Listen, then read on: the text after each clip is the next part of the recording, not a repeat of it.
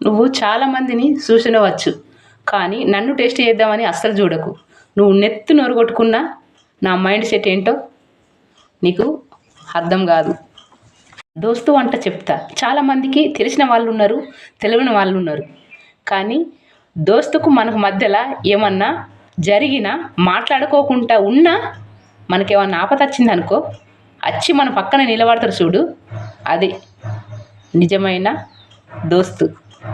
నువ్వు నాకు ఫోన్ ఎందుకు చేయలేవు, నాకు మెసేజ్ ఎందుకు చేయలేవు అడుక్కుంటూ వచ్చిన ప్రేమ అది ఎన్ని రోజులు ఉంటుంది చెప్పు. నువ్వు వాళ్ళ గురించి ఆలోచిస్తున్నావు అని వాళ్ళకి తెలియదా? తెలిసినా నీకు ఫోన్ చేస్తలేరు, నీకు మెసేజ్ చేస్తలేరు అంటే వాళ్ళు నీ స్థానం ఎక్కడ పెట్టిర్రు అన్నది ఒకసారి ఆలోచించి.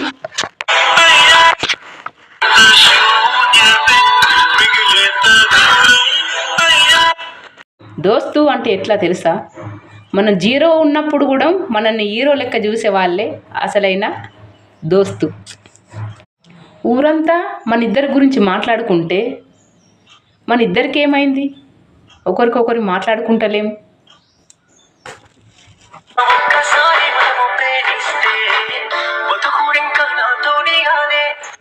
కోపతాపాల వల్ల ఎందుకు గొడవ పెట్టుకుంటున్నావు? నీ పిస నీ ఫోన్ కోసం అక్కడ పిచ్చోళ్ళ లెక్క ఎదురు చూస్తున్నారు. కొంచెం ఫోన్ చేసి మాట్లాడు.